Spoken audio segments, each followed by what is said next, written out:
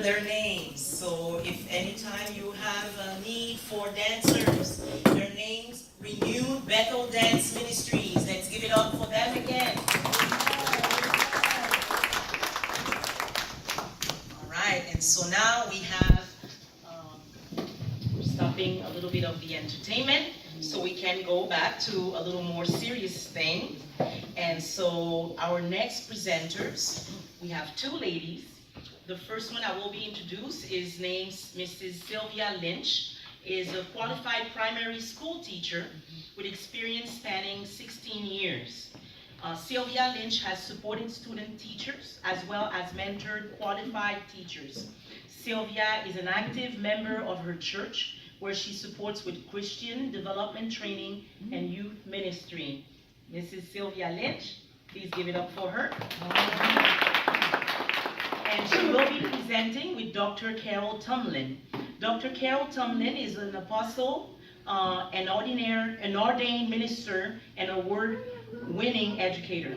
She has a long and distinguished career in academia, teaching in universities, both in Britain and the United States.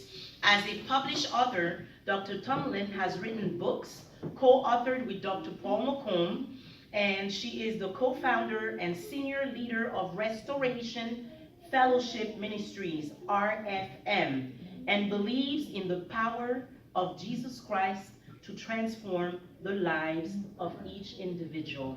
Amen. So let's give it up for both of the ladies. Dr. Tumlin and Sylvia Lynch.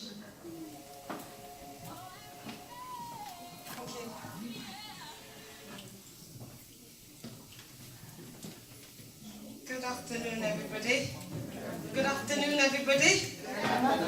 Okay, I won't be preaching, even though I am a preacher as well. So I won't be preaching. It's really good to be here in the United States. It's really good to be in Florida. My colleague and I, Miss Sylvia, we will be talking about, obviously, the black family. And we will be looking at the black family in terms of both the UK as well as the USA. And what we find very interesting is that there are parallels, there are commonalities in these two countries, the UK and the USA. And we find this really, really interesting, that there are these fascinating underlying similarities. And what we find really, really interesting is the causal factors or the causes of these issues, again, they're very similar in the United Kingdom and the United States. And I want you to hold on to that factor because it's so interesting that countries with black people who obviously, most of the black people well, let me just break this down. When we talk about black people in the United Kingdom, we're talking primarily about two groups. We're talking about group one that come from the Caribbean. A huge proportion are from Jamaica. Have you got any Jamaicans in the house? No Jamaicans. Are you all Haitians? Okay. Well, there aren't that many Haitians in the United Kingdom. There are a few in London, but there aren't that many. The majority tend to be from Jamaica and then different islands like St. Kitts, etc. And then the other group are those from Africa, directly from Africa, primarily West Africa. So the Caribbean community actually came to the United Kingdom through or during the post-war period after the Second World War. At that point, because all this is very interesting and important for us to understand the black family. So at that point, Britain was calling for the ex-Commonwealth countries to come and help build or rebuild the country. So hence, you have a lot of Caribbean people who came to the United Kingdom, and then 3 of us were actually born in the United Kingdom. Then you have the West Africans, or many African groups, who have come really in the 1990s. But what's interesting, although even before then, you had black people, long time ago in the United Kingdom, for various reasons, many of them died out, became subsumed within the host community. But what's so interesting is now the Caribbean black family is declining and the African family is increasing. So the Caribbean population is about 1.1% of the total 64.5 million people. So it's about 1 million plus. The African community is nearly now 2 million, which is interesting. So they are increasing. What we're going to do is we're going to identify first these common factors, and we're basing what we are saying on our own research, our own observations, our own review of the literature. And one of the literature that we have come across is actually an American-based literature, which seems to mirror exactly what is said in the United Kingdom about the black family. In the United Kingdom, there isn't that much written about the black family because the black family tends to be, or black people tends to be subsumed under BAME, black and minority ethnic groups. So the literature doesn't really just talk about Caribbean or African. It tends to talk in general terms, black and minority ethnic groups. So therefore, we have drawn on the American literature. A woman called Tara Hertz and her associates have written a fantastic piece on married black men's opinions as to why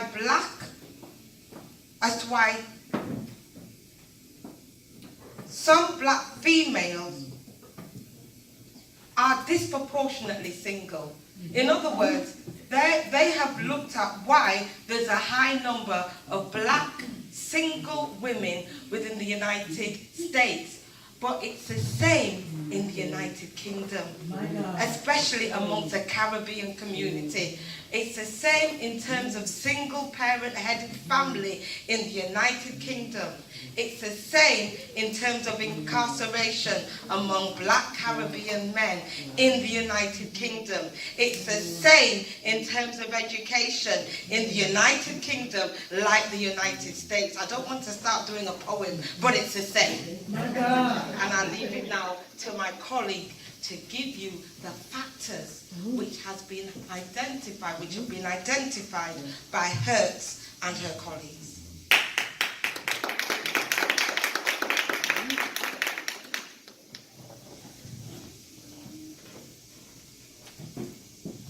Good afternoon, everyone. Good afternoon. Right, so what I'm actually going to do is present 4 themes which emerged from the study by Hurt et al. Okay? So the first one is to do with gender relations. Of the men that they interviewed, 79% discussed gender conflict in the black community. And within the gender conflict and the discussion that those individuals talked about were some subheadings. So I'm just going to present those first. So what they were saying is that there is a misguided approach. 73% of them believe that women's approach as it relates to patterns of pursuing a man for a relationship. I'm going to give some examples here. Unladylike, cursing, swearing, wearing revealing clothes, being aggressive, controlling behavior. Now, I must say that I've observed within the space here, it's interesting that the majority are women. Okay? And sometimes when we hear things like this, what we're really hearing is the men are having a go. But within this study, and it's interesting because this is the only piece of research that has been done that actually has raised the voice of men. There have been some studies done, but not like this, and they really don't include the men's voices. Men's voices have been silent for a very long time, so I just need to say that, and I'm going to continue, okay? All right, so the second thing, and this was mentioned already, we talk about incarceration of men. 49% attributed this as a factor. In trying to make a quick dollar, they say that men are not always to blame for ending up in the prison system. They're trying to look out for their families, and hence they are economically not doing very well, and they find a route. They may take a wrong route, but that's what it is. In trying to look after their families, they go out, they might steal, committing crime, etc. Okay? Another point is the strong, independent woman syndrome. Approximately 37% cite that women often say they don't need a man. Lack of knowledge, for example, relating to sharing responsibility for household management is done by women. There's a lack of knowledge as to how that should be done within the context of the family. And so there are also misunderstood terms related to submission. So we talk about a woman submitting to a man, but that can be explored in greater detail as to what it actually means. Okay? Another point, lack of men meeting responsibilities. So some of these men, 34% of them, point to men not fulfilling or their responsibilities and ending up in criminal activity or failure to pursue, for example, higher education. Interpersonal trust. 24% talked about the unwillingness of women to commit to relationships with men, black men, due to their own personal experiences. And, the fact that they may just be very tired of being hurt. Okay? Also a decline in the labour market. And therefore, we're talking here about the women, and this is the same in the UK, seem to have more opportunities within the labour market than men. Okay. So I'm going to the second point now of the 4, and this relates to marriage, education, and socialization. So what is being said here? Approximately 1/3 of the men claimed marriage as an institution is not being valued for its benefits, and that there was a lack of teaching and training relating to marriage within the black community. So the second part of this relates to marriage socialization. A common theme that came out here was the relationship development of both men and women has been deeply affected, and that might sound a little bit ambiguous, but we'll talk about that in more detail. I'm just going to give a couple of examples here. Some men held the view that some women lack information and models on how to work effectively with men in marriage. And this was attributed to single-parent households. Also, rising numbers of women raising children without the consistent support from men. And that was approximately 20% who cited there. Inadequate relationship training from mothers. So, for example, we've got mothers gaining education, men gaining education from the streets. And importantly, they're concerned that there is a lack of black male role models to teach or mentor other males and the younger generation of men or boys coming up about relationship formation. Individual development is number 3. There's almost a quarter of the men that focused on the issues regarding development of the person. And I'm just going to read from the document for this one. So here we look at 23% of the men who focused on development and readiness for marriage. And they felt that women should remain patient. They advised women that they should focus on their own spiritual development and what they deemed or what they thought was important in terms of the relationship, and to think about mirroring the qualities that they wanted to see in a man. Some of the respondents stated that some women were setting the bar too high. On the one hand, they implored women not to lower their standards, but they should expect to be treated like a queen. Okay? And then finally, we go to the preference of some for gay or lesbian relationships. And this was also mentioned earlier. Okay? A small proportion of men, about 15%, believe that heterosexual men were actually engaging in homosexual relations, and that might play a role in explaining the levels of singleness amongst black women. Okay, so when I say 15% of the men, this is just those who were being interviewed. Okay, the reference was also made to a desire amongst some women to engage in same-sex relationships, while saying that they have no need for a man, they may be involved with other women. Okay. I think that is the end of that part. Okay. I'm English. I would like to stick Go to ahead. the time. Okay. Thank you. Okay. I'm now going to just focus on the differences, what's unique about the UK. So clearly, everything that was cited about the United States in terms of the study that was done, which incidentally was taken, which was done in Georgia. A group of 52 men, were the respondents in that particular research.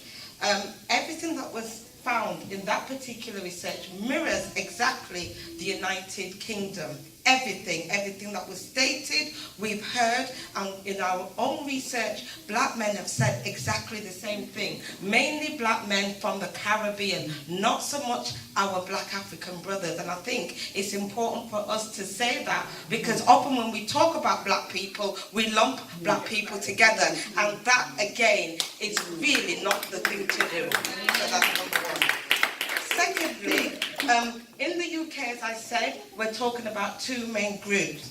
What's interesting is that in the UK, there is a sizable biracial or mixed race community, a sizable. Some studies have said that approximately 50% of black Caribbean men and a third of black Caribbean women, British born primarily, they tend to be with white British partners. Yeah, the figure's quite high.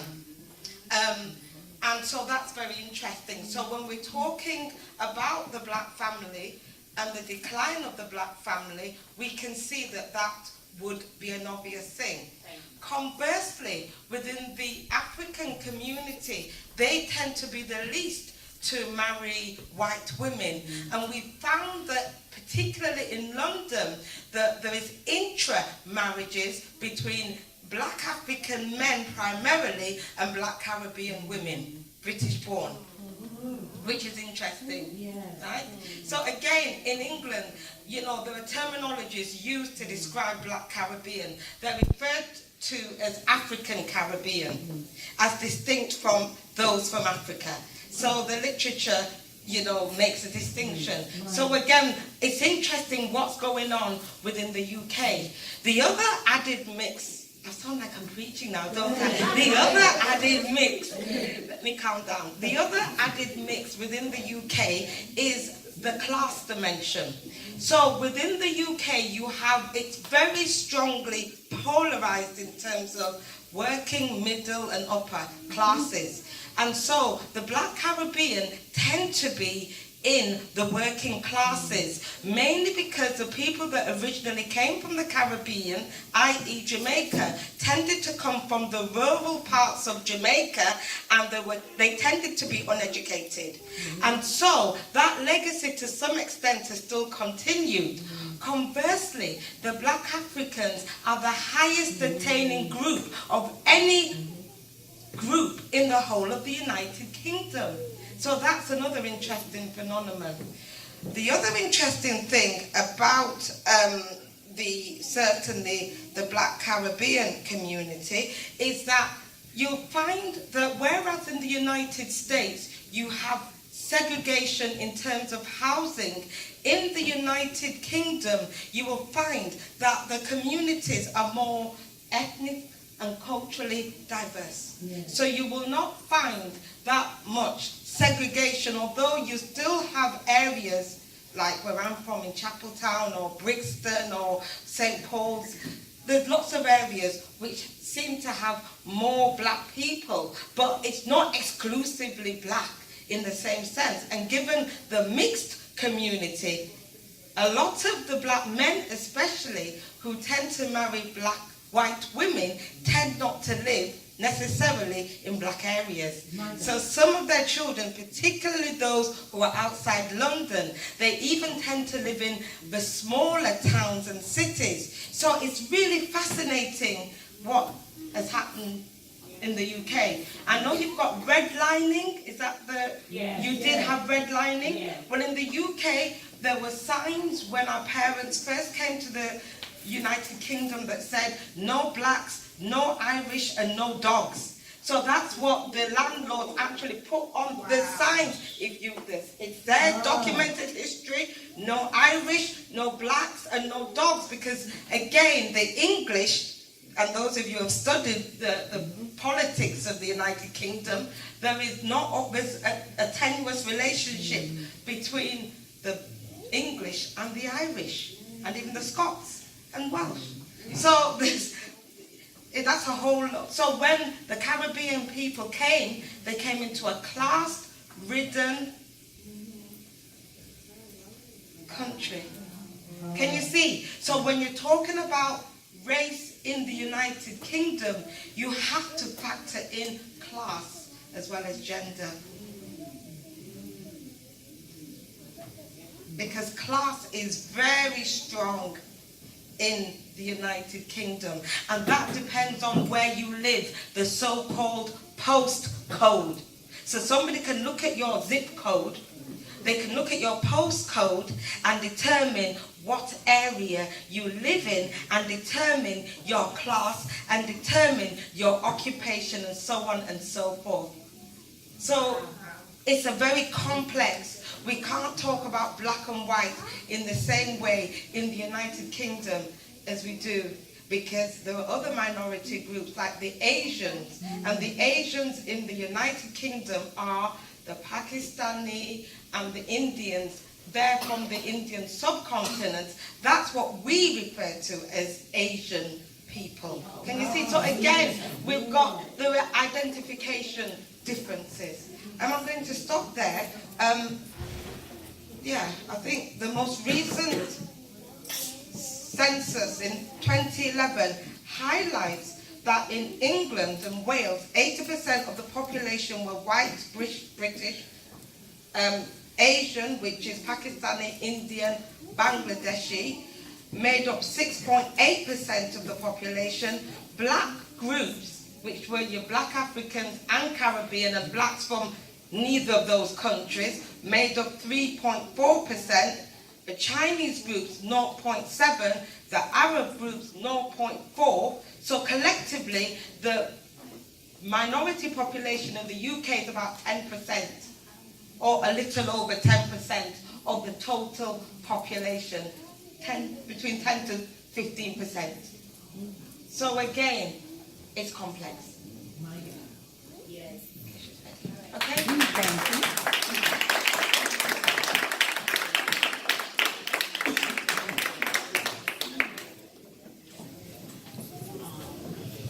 We had some very interesting informations here from Dr. Carol Tomlin, who just finished presenting, and Mrs. Sylvia Lynch, who was also a presenter before her. Let's give it up again for both of the ladies. And I will remind you to keep your questions until the end, so please do write down some questions, because I know those three presenters so far have brought up a lot of questions in your mind. So please do jot them down, do write them down. So we will go straight to another entertainment. Are you ready for that? Yes. Yes, all right. The next entertainer, or the next person who will be presenting, is a young lady, and her name is Gabriella Mocombe. She graduated recently in December from FIU in psychology, and going this year for her master's degree in psychology. She has written her first book entitled Season, which you can get from blurred.com. She will be soon releasing her first EP or CD in March, because she's a poet. She writes her own song, her own poems, and she plays the guitar.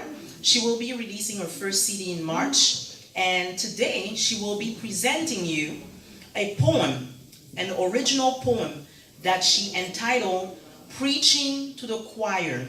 It's not in this book, the Seasons book. Hopefully it will be in her next book. So let's give it up for Gabriella Mocombe, aka Briella.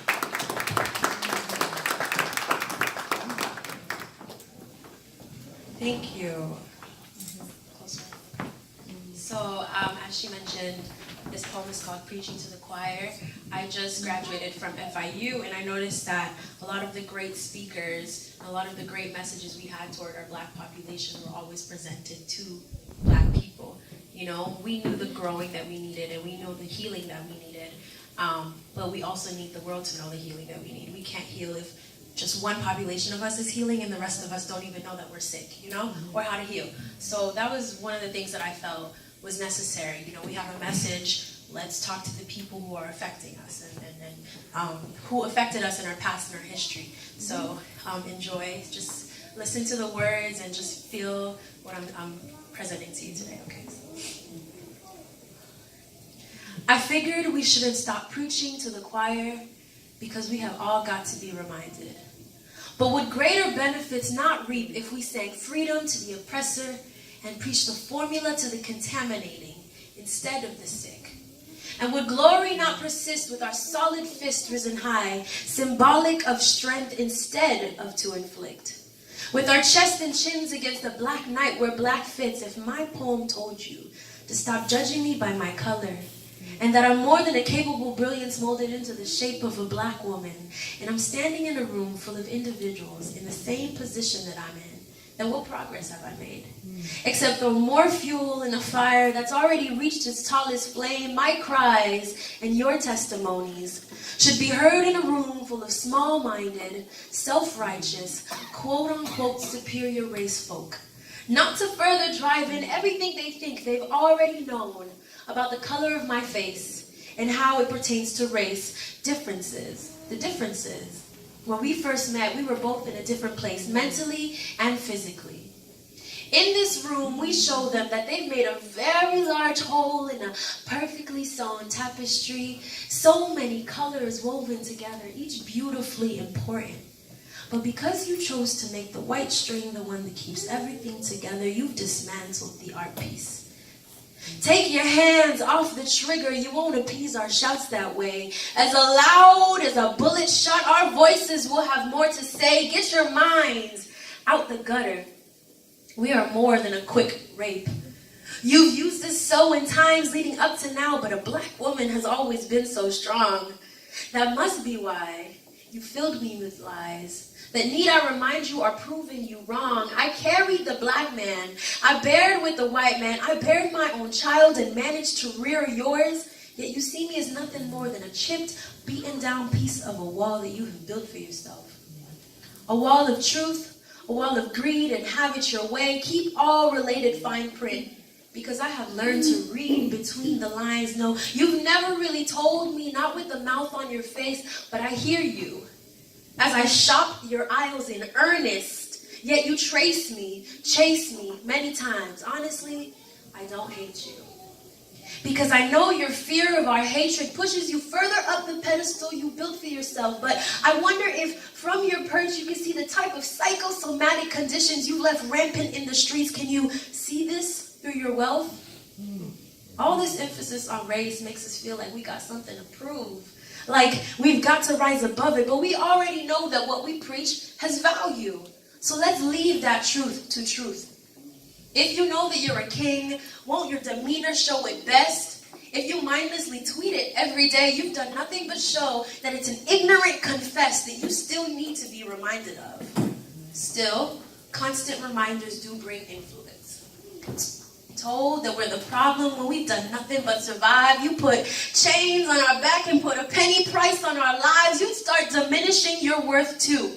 If you believed you could be bought at such low cost, but iron is falling to the ground and we're breaking through your fallacies that rot. But we're still sick. And oppressor, that's what you've done. And you've made yourself sick too from it. So truly, what have you won?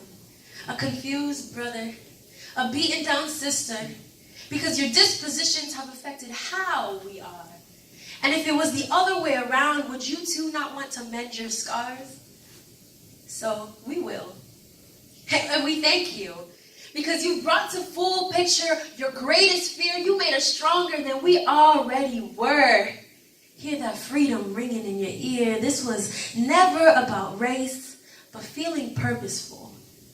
And you mistakenly found yours in taking away others. So again, I'd like to remind you, most of us don't hate you because we understand whose we are.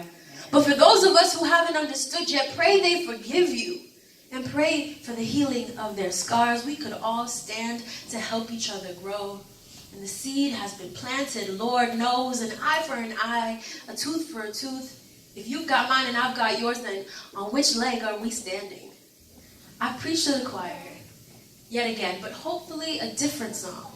If you felt something stirring you, go and right some wrongs peacefully and lovingly. Let us all move on. Thank you.